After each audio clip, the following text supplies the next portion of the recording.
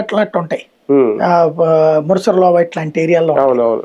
ఆ కొండల మీదకి ఇల్లు కట్టిన తర్వాత ఆ తర్వాత డిమాండ్లు బిగిన్ అవుతాయి. మాకు కొండపైకి నీళ్ళు ఇస్తారా లేదా, రోడ్డు వేస్తారా లేదా, మరుగుదొడ్లు కట్టిస్తారా లేదా, ఇట్లాంటి కోట్ల రూపాయలు ఖర్చు అక్కడ.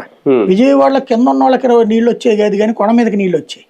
ఎందుకంటే బూస్టర్లు వేసి మరి నీళ్లు పైకి పంపించేవాళ్ళు. అక్కడ పేదల కోసం అనేది కమ్యూనిస్టులు ఉన్నారు కాబట్టి కిందకు వచ్చేటప్పటికి మధ్యతరగతి ఏమో డబ్బులు తగలేసుకునే వాళ్ళు అయ్యేది కాదు.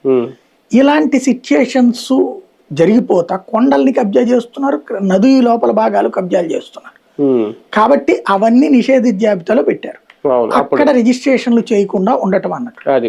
కానీ 2017లో ఏం చేశారంటే వీళ్ళు ఈ కేంద్ర ప్రభుత్వం మొత్తం సర్వేలు చేసేసి సిస్టమేటిక్ గా పెట్టమంది కదా, డిజిటలైజ్ చేయాలన్నారు కదా.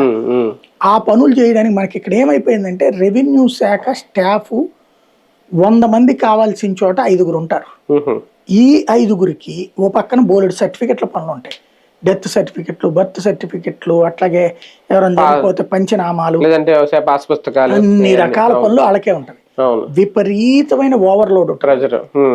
ఆ ఓవర్లోడ్ ఉన్నటువంటి వాళ్ళు ఇంకే పనులు చేయగలుగుతారు వాళ్ళు, ప్లస్ వాళ్ళకే ఈ పని అప్పచెప్పి అక్కడ కావాలని నువ్వు అదనపు సిబ్బందిని ఇవ్వాలి. ఇవ్వరు. రెవెన్యూ శాఖ అనేటటువంటి ఇంకోటి, ఎవడన్నా మంత్రి వస్తే వాళ్లే ప్రోటోకాల్, ఎవరు వచ్చినా వాళ్లే చూసుకోవాలి. ఎంఆర్ఓలు, ఆర్డీఓలు, ఆర్ఐలు వీళ్ళే చూసుకోవాలి. అక్కడ ఏదైనా మీటింగ్ పెట్టా వీళ్ళే చూసుకోవాలి. ఆ మీటింగ్కి వారం 10 రోజుల ముందేందో 4 రోజుల ముందు నుంచి ప్లానింగ్ వాళ్ళే చూసుకోవాలి.